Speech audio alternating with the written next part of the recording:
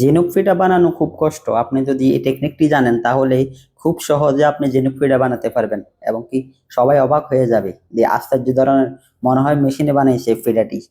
কেউ বিশ্বাসই করবে না এটা হাতে বানানো হয়েছে, কারণ চমৎকার একটি টেকনিক দেখা দিল লোকটি। দেখুন, এই পিঠাগুলো যদি বাংলাদেশে কিছু কিছু অঞ্চলে চলে ভালোই। সব সময় সমস্যাটাকে বড় চোখে না দেখে ছোট চোখে দেখতে হবে, তাহলে আপনি সমস্যাটা সমাধান করতে পারবেন তাড়াতাড়ি। দেখেন, এই যে আপনি একটি ভাই কি কৌশলের মাধ্যমে মানে সহজ মানে কঠিন একটা কাজটা সহজ করে ফেলে। দেখুন, ভিডিওটা কাজে দেবে অবশ্যই দেখলে।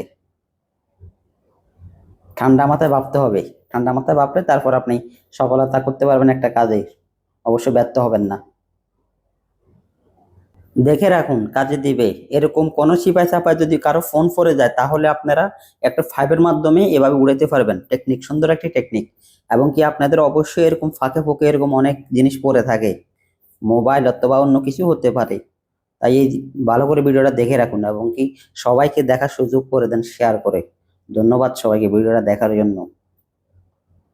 সব কাজ শক্তি দিয়ে হয় না, কিছু কাজ টেকনিক দিয়ে করতে হয়। দেখুন, এই যে বালুগুলা কিভাবে হাত না লাগিয়ে পাইপের মাধ্যমে ঢুকাতেছে দেখুন বস্তায়। তাই সকল কাজ আসলে শক্তি দিয়ে হয় না, এরকম টেকনিক থাকলে আপনি অনেক কাজ এটা সহজ করে ফেলতে পারবেন। সবাইকে ভিডিওটা দেখার সুযোগ করে দেন শেয়ার দিয়ে।